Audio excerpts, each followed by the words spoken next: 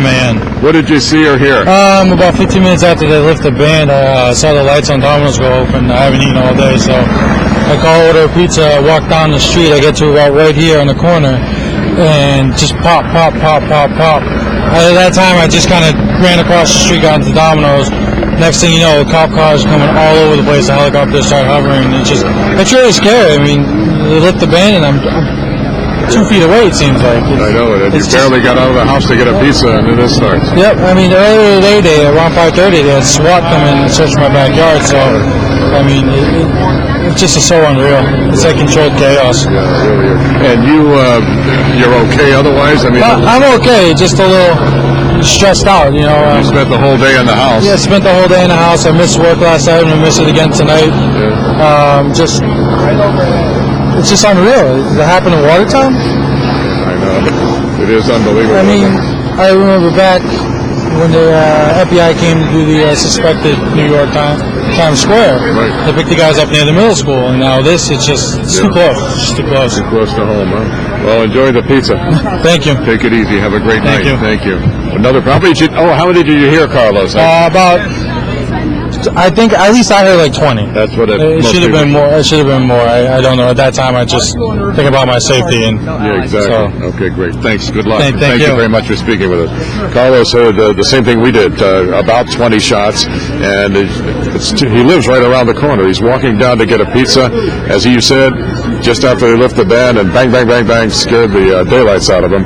And he's okay though. And that's been a consistent theme, Jack. You heard the 20, Paul. We're hearing in the neighborhood of 20 gunshots. So the stories are being consistent that we're learning. Heather Renner has joined us. And Heather, I wanted to ask you, you were in the newsroom hearing a lot of the activity coming in, and there's so much information that everybody is trying to disseminate. And share with us, if you will, what it was like in there, because there's just so much activity. Well, we started getting phone calls from Sean Kelly and Kelly Tuthill right about the exact same moment, which was they said, get someone on the air immediately, something is going down. And everybody went into action mode here. And Sean Kelly and Kelly Tuthill were able to get as close to the scene as they could. And we want to tell you all right away that they feel that they are in safe locations. We also have Jack Harper and Todd Wallace who are on the scene now. Kathy Carr, you have information. Go ahead. Excuse me, Heather. And Ed, multiple law enforcement sources are telling me that this is in fact 19-year-old Johar Tsarnaev. The initial report they were responding to was a report of a body on the boat in the backyard on Franklin Street in Watertown. My sources are telling me that he is moving.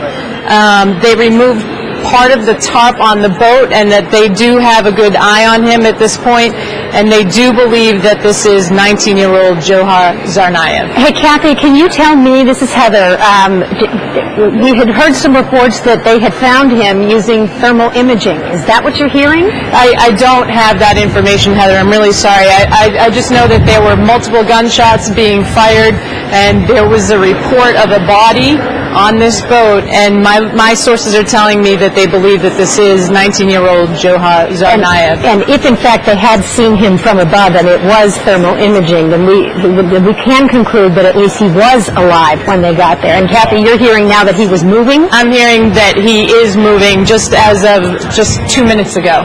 And that would explain the abundance of caution that they are using, because, as we know, his brother had some sort of device on him and had blast wounds.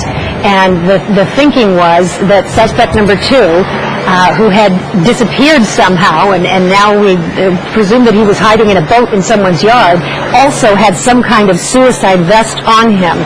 And they would obviously be using an abundance of caution in going forward, because we know how harmful those explosives that these two brothers have been using have been to people around them.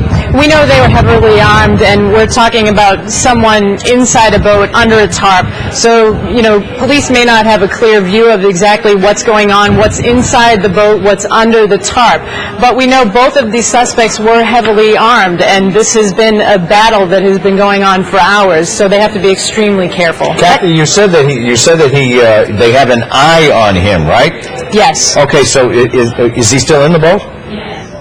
That's what I'm being told. I'm being told that he's actually pinned, but I'm not sure exactly what they mean by him being pinned at this point. I want to report that ABC News is now suggesting Pierre Thomas is saying that law enforcement at this location are proceeding methodically proceeding in part for fear of planted IEDs, which are improvised explosive devices, which certainly would not be a surprise, as Heather was just reminding everyone, that we found, law enforcement found them on his brother, and they found wounds as well. So that would certainly coincide